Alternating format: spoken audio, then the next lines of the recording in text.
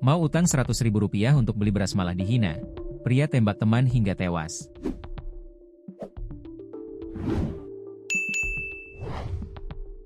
Misteri dibalik motif penembakan sadis di Desa Sungai Jeruju, Kecamatan Cengal, Kabupaten Ogan Komering Ilir dapat terungkap.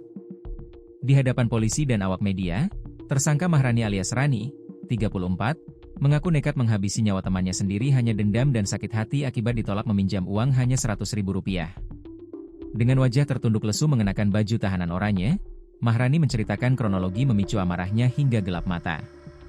Semua berawal sekitar 6 hari sebelum kejadian nahas itu. Iya, saya sakit hati, jawab Mahrani. Mahrani mengaku, saat itu mendatangi korban dengan maksud meminjam uang Rp100.000 membeli kebutuhan pokok.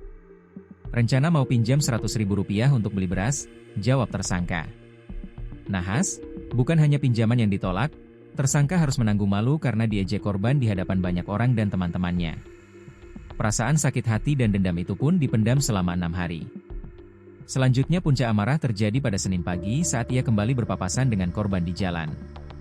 Tanpa pikir panjang, ia langsung mengambil senjata api rakitan yang dimilikinya dan menembak korban hingga tewas di tempat. Pagi itu bertemu dengan dia, laju aku tembak dia, akunya. Saat ditanya mengenai asal-usul senjata api rakitan yang dipakai, Mahrani mengaku mendapatkannya dari hasil mencuri. Dapatnya dari mencuri, imbuhnya. Kini, di balik jeruji besi, hanya ada penyesalan yang tersisa. Ketika ditanya perasaannya setelah melakukan perbuatan keji tersebut, ia mengaku sangat menyesal. Jelas menyesal, pungkasnya.